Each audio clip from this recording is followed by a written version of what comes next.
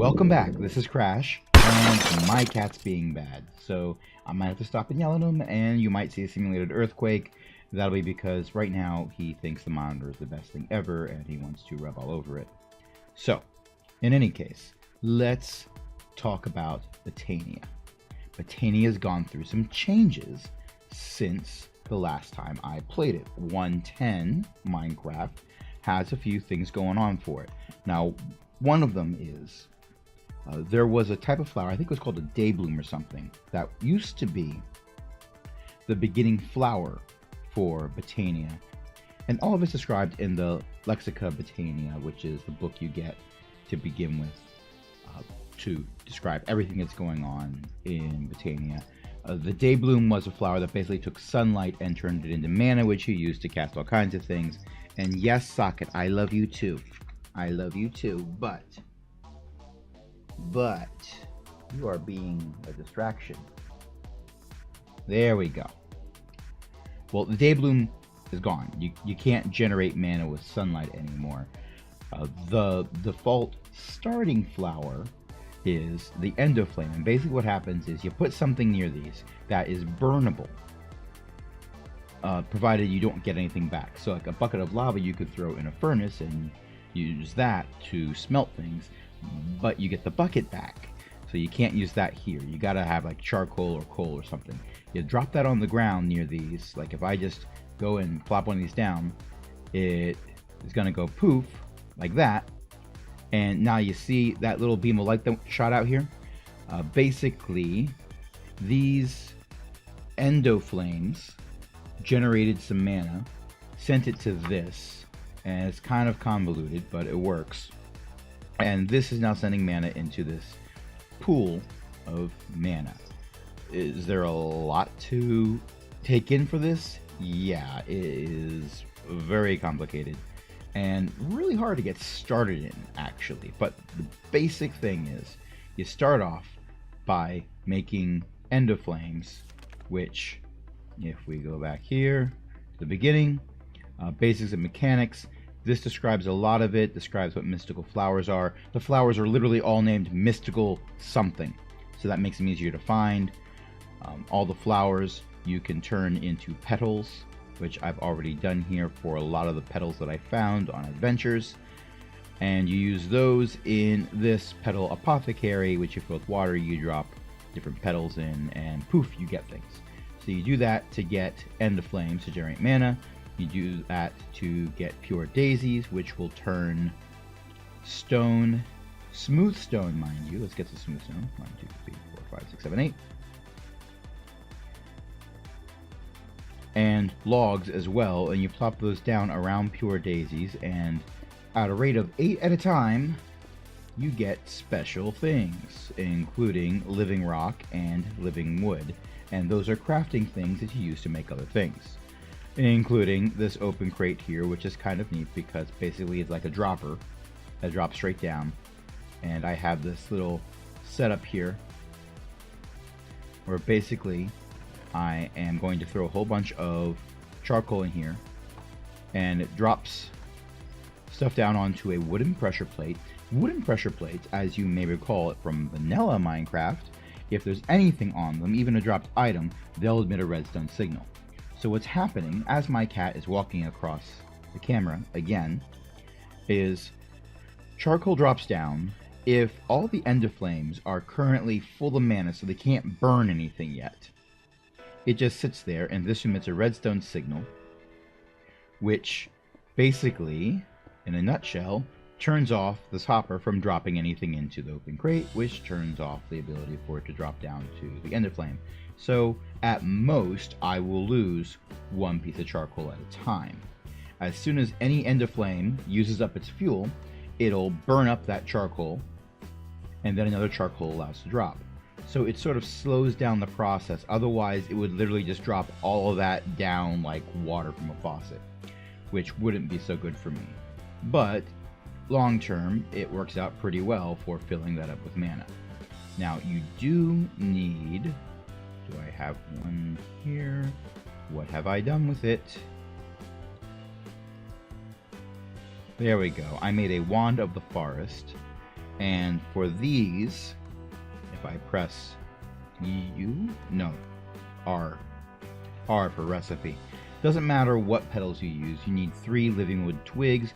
You make the twigs from taking 2 living wood and putting them on top of each other, similar to how you make sticks, but you only get 1 for it. But that's okay, because once you've made yourself a pure daisy, you will be swimming in living wood as long as you're maintaining it. And oh look, the smooth stone already turned into living rock. We're just going to leave that there. Now, the mana pools you make basically by making a U, like a cauldron, or actually more like a minecart. Let's type in mana pool so you can see what that looks like. Ooh, diluted mana pool, fabulous. It's fabulous, fantastic. Regular mana pool is made, yeah, like a minecart. You've got, or a boat, you've got a U of living rock, and that gets you a mana pool. And you can have this mana spreader, which is basically any kind of petal, gold, and a bunch of living wood. This absorbs mana from whatever flower is generating mana, and it'll shoot it places. And in this case, I have it shooting right towards that mana pool. And I can use this. It's in bind mode now, so I can right-click on that. And I think right-click on this. Or is it shifted? There we go. Now it's sending mana to this runic altar. Now, why would I want to do that? Well, because I want to make some things, of course. I am trying to make some Terrasteel. And that's a long, drawn-out process. But Terrasteel armor is better than the Mana Steel armor I've got now. Mana Steel armor is really easy to make. All you need is one of those mana pools and some iron. And you take the iron, and you see that little tooltip that shows up when I come over here? It says, hey, there is a decent amount of mana in here. If you throw an ingot of iron in here, we'll give you back an ingot of Mana Steel. Isn't that awesome? And I keep doing that until I run out of mana in the mana pool. And Mana Steel is used for a lot of different things. If you use it like regular iron to craft armor, you get Mana Steel armor, which is really nice because so long as you have like a mana tablet on you, well, let's press R to see how you make those. Living rock around either a mana pearl or a mana diamond. Those are just, you take an ender pearl or an ender diamond and you toss those into a mana pool. Well, so long as you have some mana on you, this stuff doesn't take durability loss. That's right, the armor lasts forever. It's rechargeable, which is kind of nice. And these you charge up just by taking them and dropping them into a mana pool. And you see that lightning coming up? Well, that lightning coming up is charging that little tablet there. Now, if I take this Wand of the Forest and I shift right click on this, now you see the tooltip change, and now it's taking mana from that tablet and putting it into the pool. Shift right click, it goes the other way. Either way is fine right now. I'm not too worried about it. But I am trying to make Terrasteel, and this is a pain in the butt because I need to make a special kind of altar thing in order to charge up Mana Steel into Terrasteel. So, big deal. I'm going to need to make some sparks. That's a whole other thing. I need to make a terrestrial agglomeration plate, if I can speak. That's this thing here. And for that I need a bunch of runes and a block of Mana Steel, and I need to make these runes on that runic altar right there. So that's going to take, if I hold shift click, mana powder, fishing rod, sugar cane, bone meal, and a Mana Steel ingot. Well, the mana powder is made by taking powder, either gunpowder or redstone dust, throwing that in a mana pool, and okay, that's done. Now I just need to make a fishing rod. However, will I find the supplies to make a fishing rod?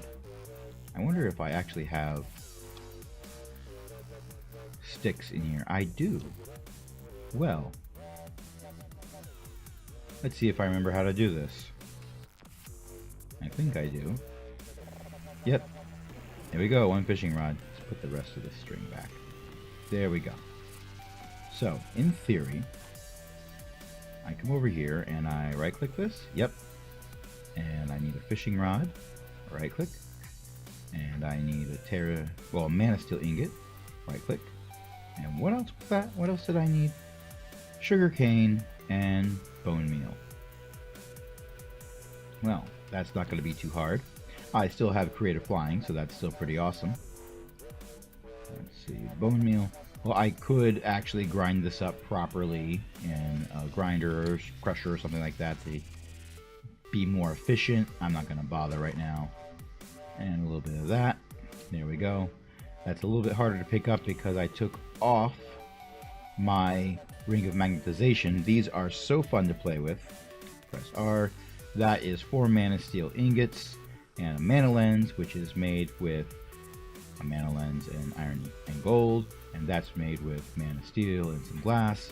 So basically it's really easy to make once you get a mana pool, and anything that drops anywhere near you just gets sucked up to you unless you're holding the shift key down. But that gets to be a problem when you're using a contraption like this and you walk by it and suddenly you have your inventory full of charcoal because, oh well. So let's right click with this and let's add the sugar cane. Ooh, that sounded fancy. We got something processing. What do we got going? Okay, so there's a little progress wheel going on there, and once that gets all the way across, I should have my rune ready to go. And ooh, fancy. Lightning and everything. Give my creation life! Come on. Come on. Wow, you are taking a while. Either that's just a pre-programmed animation or... Oh, wait. I think I need to do something. I probably need to right-click on this. Can I right-click? No. Do I need to use the wand?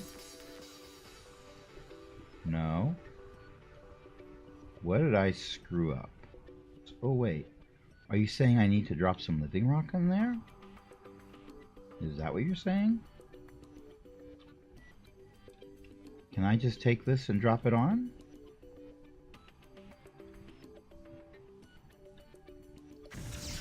There we go. Ooh, 2 runes of water. Nice. Okay, so I just need to drop some living rock on it and then smack that thing with the wand of the forest, and I got my runes. Okay, so here's what's going to happen. I think this has been enough of a recording for one episode. You've seen how to make 1 rune. The others are going to be slightly different recipes, but it's going to be the same process, so not that great recording. I'm going to do that off camera. Next episode, I'm going to have that plate set up to start that process, and we'll see how that goes. Oh, you know what I should probably do? I should shift right click you, then shift right click you, and you can fill up that mana pool so we don't actually waste all that fuel. There we go. And we'll do that in the next episode. So if you like these episodes, if you want to see more of them, go ahead and hit that thumbs up button. If you don't like the episode, you want to hit that thumbs down button, you're not going to hurt my feelings. I teach middle school. I'm kind of used to criticism. But at the very least, leave a comment down below to explain why you didn't like the episode, and that'll help me make my future episodes better. And until next time, this is Crash saying, be well.